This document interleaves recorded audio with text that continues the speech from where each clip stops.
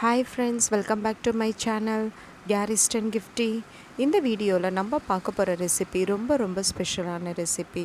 Mutton முருங்கைக்காய் போட்டு நல்ல சுவையான குழம்பு எப்படி செய்கிறதுன்னு தான் பார்க்க போகிறோம். இதை செய்கிறது ரொம்ப ஈஸி, அதே சமயம் ரொம்ப டேஸ்டியாக இருக்கும். ஸோ கண்டிப்பாக ஒரு தடவை ட்ரை பண்ணி பாருங்கள். வாங்க எப்படி செய்கிறதுன்னு பார்க்கலாம். ஸ்டவ்வை ஆன் பண்ணி குக்கர் வச்சுக்கிறேன். குக்கர் சூடான பிறகு 4 டேபிள் ஸ்பூன் எண்ணெயை சேர்த்துக்கிறேன்.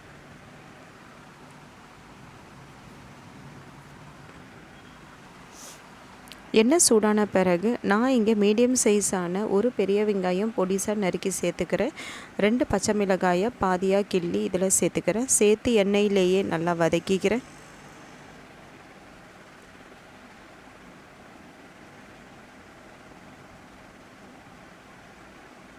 சேர்த்த வெங்காயம் நல்லா வதங்கின பிறகு நான் இங்கே மீடியம் சைஸான 2 பெரிய தக்காளியை பொடிசாக நறுக்கி இதில் சேர்த்து பச்சை வாசனை போகிற வரைக்கும் நல்லா வதக்கிக்கிறேன். தக்காளி நல்லா வதங்கின பிறகு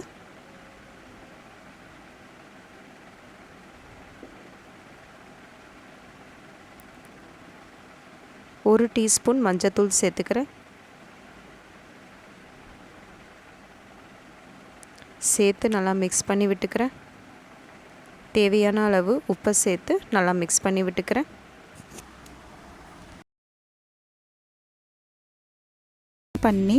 வாஷ் பண்ணி வச்சுருந்த மட்டனை அதில் சேர்த்துக்கோங்க.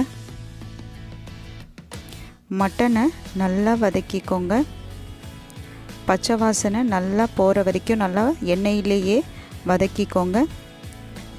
மட்டன் நல்லா வதங்கின பிறகு நீங்கள் தண்ணியை ஊற்றி மட்டன் வேகிறதுக்கு எவ்வளோ விசில் கொடுப்பீங்களோ குக்கரில் அவ்வளோ விசில் கொடுத்து மட்டனை நல்லா வேக வச்சு எடுத்துக்கோங்க. விசில் விட்டாச்சு. இப்போ மட்டனும் நல்லா வெந்துருச்சு. ஸ்டவ்வை ஆஃப் பண்ணிக்கோங்க. மட்டன் நல்லா வெந்துருச்சு. இப்போது இன்னொரு அடுப்பில் ஸ்டவ்வை ஆன் பண்ணி பாத்திரத்தை வச்சுப்போம்.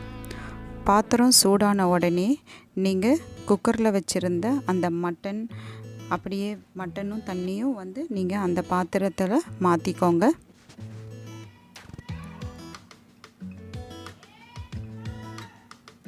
அதுக்கப்புறமா கொஞ்சம் சூடான உடனே நீங்கள் வெட்டி வச்ச முருங்கைக்காயை அதில் சேர்த்துக்கோங்க. முருங்கைக்காய் வதங்கின பிறகு 2 டேபிள் ஸ்பூன் இஞ்சி பூண்டு விழுதை சேர்த்துக்கோங்க. 2 டேபிள் ஸ்பூன் மிளகாய்த்தூள் சேர்த்துக்கோங்க. 2 டேபிள் ஸ்பூன் தனியாத்தூள் சேர்த்துக்கோங்க.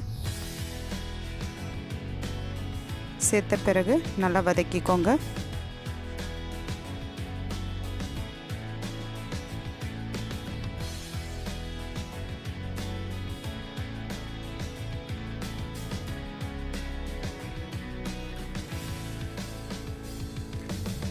வதங்கின பிறகு நீங்கள் கொஞ்சம் தண்ணியை சேர்த்துக்கோங்க. தண்ணியை சேர்த்த பிறகு நீங்கள் கரைச்சி வச்ச புளி தண்ணியை சேர்த்துக்கோங்க. புளி தண்ணியை சேர்த்த பிறகு நல்லா கொதிக்க விடுங்க.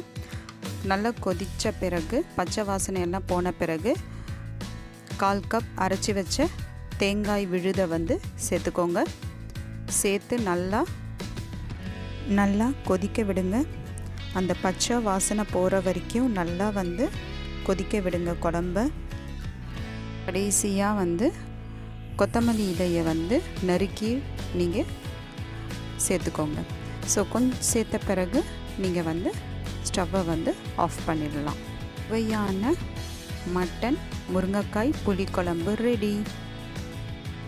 இந்த டிஷ்ஷை நீங்கள் இட்லி, தோசை, சப்பாத்தி, பொங்கல், சாதத்துக்கு நீங்கள் சைட் டிஷ்ஷாக சேர்த்துக்கலாம். ரொம்ப சுவையாக இருக்கும். இந்த டிஷ்ஷை உங்கள் வீட்டில் ட்ரை பண்ணி பாருங்கள். ரொம்ப சுவையாக இருக்கும். இந்த டிஷ் உங்களுக்கு பிடிச்சிருந்துச்சுன்னா என்னுடைய சேனலை சப்ஸ்கிரைப் பண்ணுங்கள், லைக் பண்ணுங்கள், ஷேர் பண்ணுங்கள், கமெண்ட் செக்ஷனில் கமெண்ட் பண்ணுங்கள். தேங்க்ஸ் ஃபார் வாட்சிங்.